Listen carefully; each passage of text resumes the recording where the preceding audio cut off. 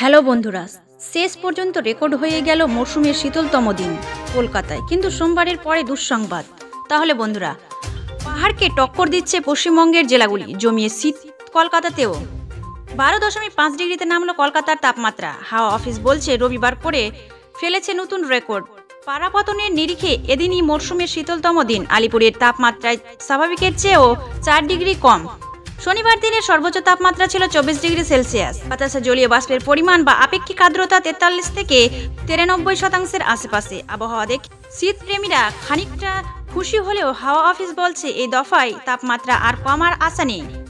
ঠান্ডার দাপটে নিরিখে দার্জিলিংয়ের সঙ্গে টক্কর দিচ্ছে পুরুলিয়া। এদিন দার্জিলিংয়ের তাপমাত্রা 5.2 ডিগ্রি সেলসিয়াস, পুরুলিয়ায় 5.9 ডিগ্রি সেলসিয়াস। স্বাভাবিকের 7 ডিগ্রি নিচে নামলো পুরুলিয়ার তাপমাত্রা। শ্রীনিকেতনের তাপমাত্রা 7.8 ডিগ্রি সেলসিয়াস, বাঁকুড়ার 9.5 ডিগ্রি সেলসিয়াস।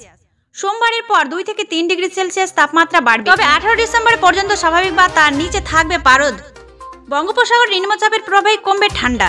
এদিনই সাগরে নতুন নিম্নচাপ সৃষ্টির পূর্বাভাস। দক্ষিণ পূর্ব বঙ্গোপসাগর ও সংলগ্ন দক্ষিণ আন্দামান সাগরে তৈরি হয়েছে ঘূর্ণাবর্ত।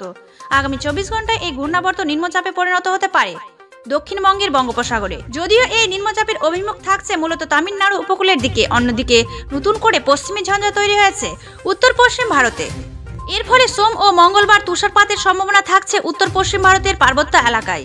পারাপতন যেমন চলছে তেমন কুয়াশার দাপটও চলবে বলে জানাচ্ছে আলিপুর আবহাওয়া দফতর।